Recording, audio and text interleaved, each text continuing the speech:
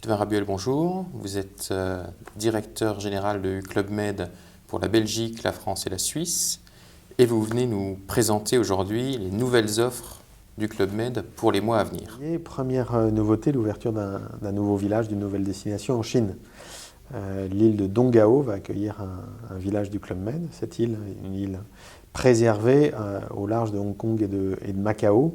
Le club a par ailleurs développé une petite nouveauté produit qui vous permet de combiner un séjour dans l'un de ces villages et puis 2 ou 3 nuits dans une ville à proximité. Deuxième nouveauté pour l'hiver prochain, la refonte, la rénovation complète de notre village de Cancún au Mexique. Et on a décidé de le rénover complètement, mais aussi de l'agrandir avec des hébergements de type deluxe, particulièrement adaptés aux familles et aux plus hauts standards de confort actuels. Ça, c'est pour les Caraïbes. Et puis, troisième grande nouveauté 2014-2015, l'ouverture d'un nouveau village à la montagne, un village de sport d'hiver à Val Thorens. Val Thorens, vous le savez, c'est la station qui a été élue en 2013 meilleure station de ski du monde.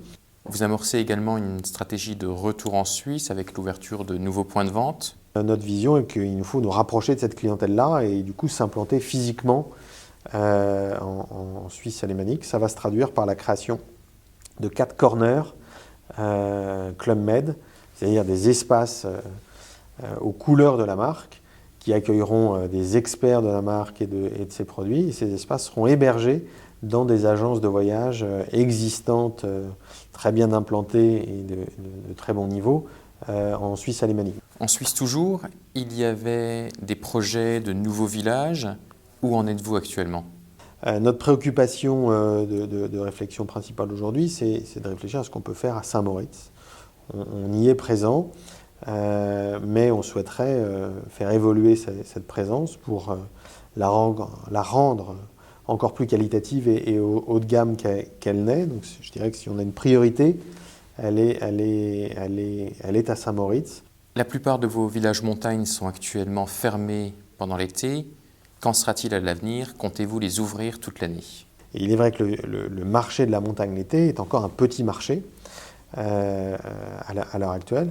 À notre sens, il a plutôt un avenir important dans les années à venir, parce que en termes d'expérience de vacances, c'est très intéressant, très dépaysant, mais on va procéder à des ouvertures de villages en été au rythme de la croissance de ce marché-là. Je dirais donc que nos villages de montagne en Suisse ont vocation à ouvrir l'été, mais à mesure que la taille de ce marché va s'agrandir et que ce marché va s'internationaliser par ailleurs.